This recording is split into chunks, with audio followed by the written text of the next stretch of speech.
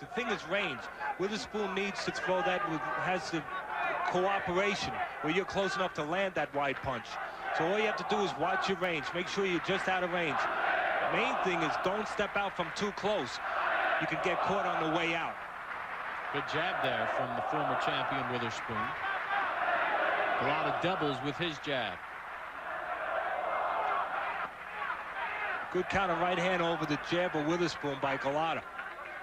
Witherspoon's always been a durable guy. Even now at 40, you know, he's a guy that doesn't get knocked out. That one time of Bone Crusher Smith, as you said, he had already beaten Bone Crusher Smith. That was an exception because of the things going on in his life at that time. Also, Bone Crusher Smith jumped on him. Gołota's not jumping on anybody. In and out. That's what he's doing right now, Gołota. You can see that's what they worked on. 2, 3, out. You just don't want to get greedy later on, where Witherspoon, even at this age, maybe can time you. As a fighter, you want to know how much time you have. Do I have time to throw 1 punch, or do I have time to throw 5? Gołota letting his hands go here near the end of round number 3. He has controlled this bout from the start. Scheduled for 10. Andrew Gołota and Tim Witherspoon on ESPN2's Friday Night Fights.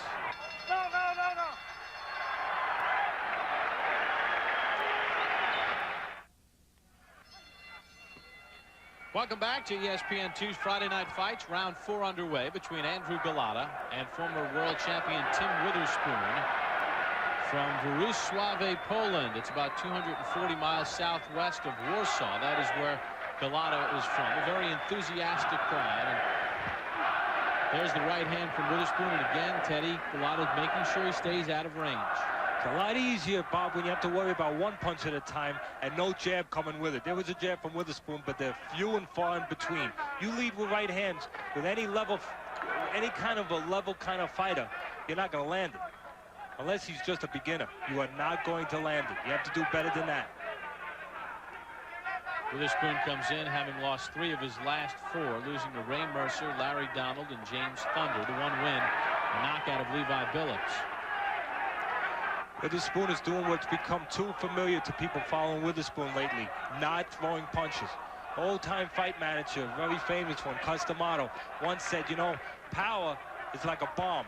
You have to have a missile to get it to the target. Otherwise, all it does is make a big hole in the ground. Doesn't do any value. That missile in the right hand of Witherspoon is doing nothing because he's not getting it to the target. He is not throwing punches. There it is again, and Gołota making sure he is at the right distance. Midway point of round 4. Talked about where Gołota came from. I was talking to people scouting the fight. Gołota, they took him up to the hills, away from any kind of familiar surroundings, with the pressure that's on Gołota being over there, being the kind of guy that sometimes succumbs to pressure or is bothered by pressure.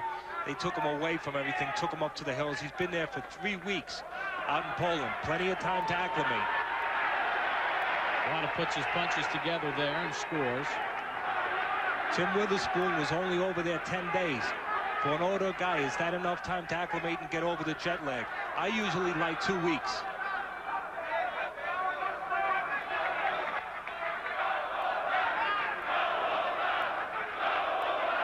There's Lou Duva in the corner of Andrew Gołota. He, along with Roger Bloodworth and Ronnie Shields, man the corner.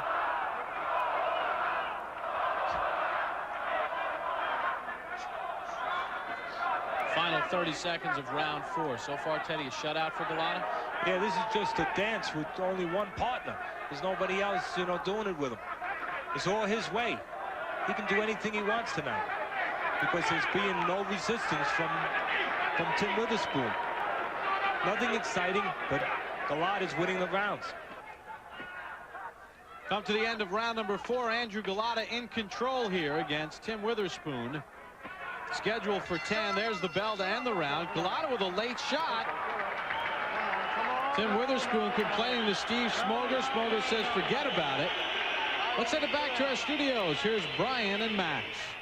Oh, no, and you got to figure you got to just say, oh, no, not again with Gołota, because he fought so well against Riddick Bowe. He got himself disqualified, and there he is. Witherspoon's trunks couldn't be much lower. That's a low blow. Yeah, we were talking about that while we were watching the fight. It was a low blow. Gołota succumbs to pressure. We've seen it in the past, and Witherspoon's applying the pressure. The winner of this fight is a top 10 or 12 heavyweight, so the stakes are kind of high, because nowadays you're a top 10 or 12 heavyweight. That's millions of dollars, potentially, for a title shot against Holyfield or Lewis while they're waiting to make the fight. So, you know, the stakes are high, and maybe Gołota's feeling the pressure a little bit and succumbing to it a little bit. It's happened before, of course. Programming note here before we go back out to the fight. 4 Eastern on ABC. That's on Sunday, the Texaco Grand Prix of Houston. Again, 4 Eastern on ABC. Let's get back out to Bob and Teddy.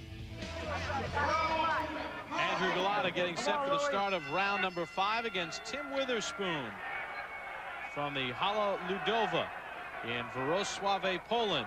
Bob Popple along with Teddy Atlas, and Tim Witherspoon trying to pull out every trick. Teddy, at the end of round number 4, he was complaining to Steve Smoger about a low blow, and Smoger would have none of it. The old-time fighters, they used to bring their trunks up higher, so it would be hard for the referee to tell whether or not it was fair or not. Get a little edge that way. The old-time fighters look for everything. Sometimes they used to even finish rounds near their corner, so they wouldn't have to walk back as far. Tim Witherspoon looks like he's going to need everything. The one thing he's not doing that he needs is to move his hands. In the corner of Gołota in between rounds 4 and 5, they urged him to not get lazy with the jab. Don't just lay it out there, snap it out there, and this fight will be easy for you. Right information, the right advice, because the one chance that Witherspoon has is to time him with the right hand. So you don't want a slow jab. You want a snappy jab from the right distance, not from too close, so he can't time you. And you don't want to look for a knockout. Roger Bloodworth told him that. Ludova told him that. The right advice. You want to just win. Take what he's giving you.